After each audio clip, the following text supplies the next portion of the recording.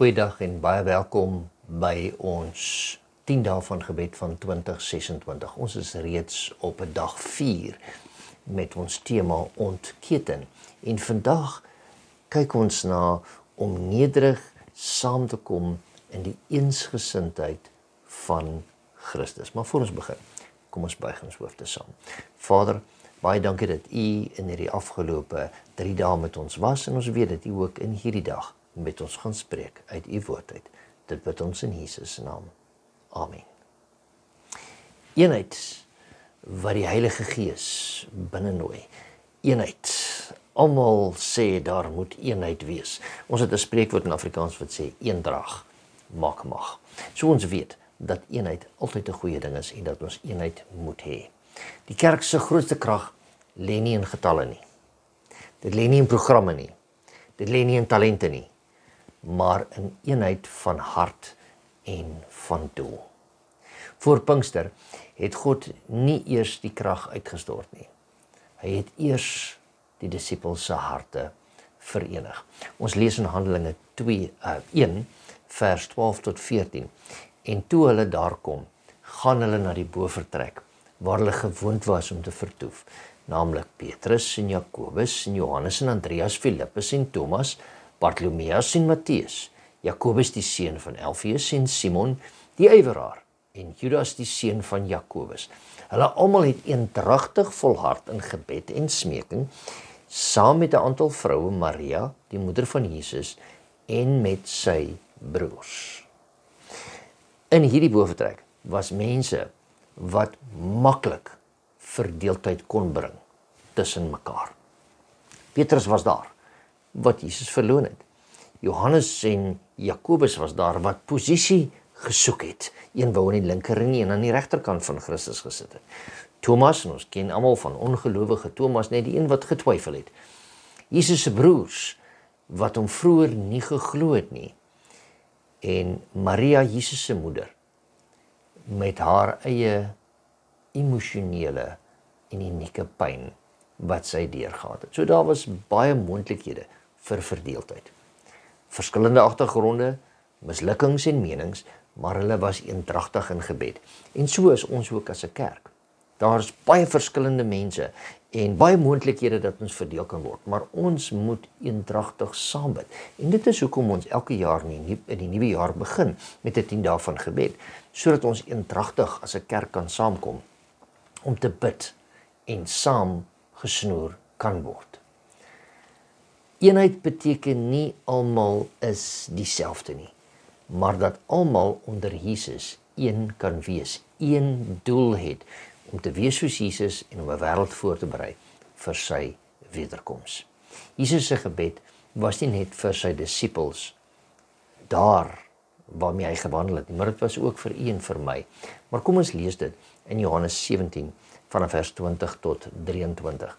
Maar ek bid nie vir hulle alleen nie, maar ook vir die wat deur hulle woord in my sal glo, dat almal een mag wees, net soos u Vader in my en ek in u, dat hulle ook in ons een mag wees, sodat die wêreld kan glo dat u my gestuur het, en ek het hulle die heerlikheid gegee wat u my gegee het, sodat hulle een kan wees, net soos ons een is, ek in hulle en u in my, sodat hulle volkome een kan wees, en dat die wêreld kan weet dat u my gestuur het en hulle liefgehad het, net soos u my liefgehad het. Jesus bid nie net hier vir sy disippels nie, maar hy bid vir elkeen van ons wat dan die woord deur hulle sal kry, en ook die wat na ons sal kom, aan wie ons die woord sal gee. Jesus bid ook vir ons vandag, en hy vra dat ons as medebroers en susters een sal wees, soos hy en die Vader een is, sodat die wêreld kan glo. Baie keer het ons nie eenheid in die kerk nie, en daarom wil mense nie na die kerk toe kom nie, want ons is verdeeld. Hulle wil Christus nie volg nie, baie keer omdat ons verdeeldheid het. So ons moet eenheid onder mekaar hê. Eenheid is nie opsioneel nie. Dit is deel van die sending opdrag om een te wees. Wanneer daar ware eenheid is, word Jesus sigbaar en word Jesus geopenbaar in die wêreld. Word die wêreld oortuig wanneer daar eenheid is en word God verheerlik wanneer daar eenheid onder broeders is. Hoe kry ons eenheid? Een woord: vergifnis. In Efesiërs 4 vanaf vers 30 tot 32 lees ons die volgende: En bedroef nie die Heilige Gees van God nie, deur wie julle verseël is tot die dag van verlossing. Alle bitterheid en woede en toorn, geskreeu en lastering moet van julle verwyder word, saam met alle boosheid. Maar wees vriendelik en vol ontferming teenoor mekaar. Vergeef mekaar soos God ook in Christus julle vergewe het. Ons almal ken hierdie woorde, maar hoe moeilik is dit om iemand te vergewe as ek voel ek is te nagekom.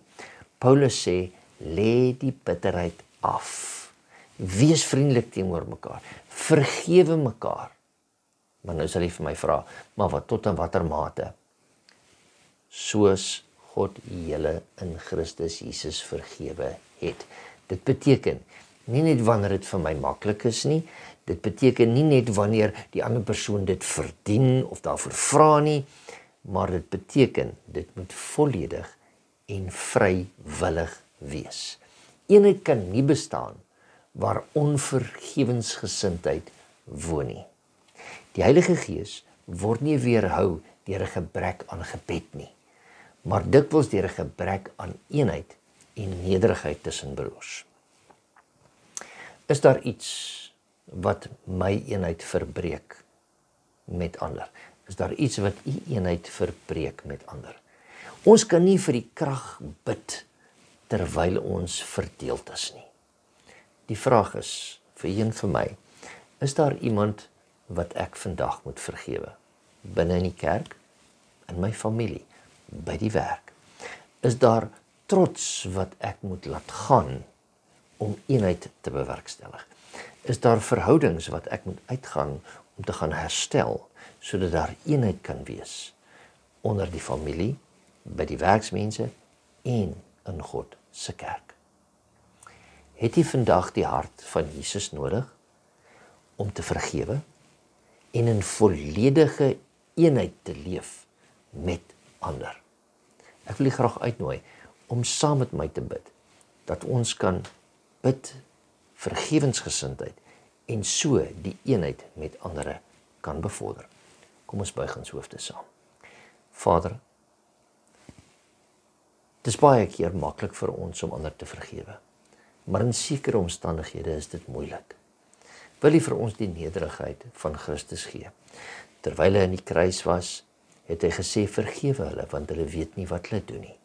Help ons ook om so ander te vergewe, dat ons eenheid in ons kerkgemeenskap kan hê, dat ons eenheid in ons families kan hê, en selfs eenheid in ons werksplekke kan hê, sodat ons Christus kan voorstel aan 'n wêreld daar buite.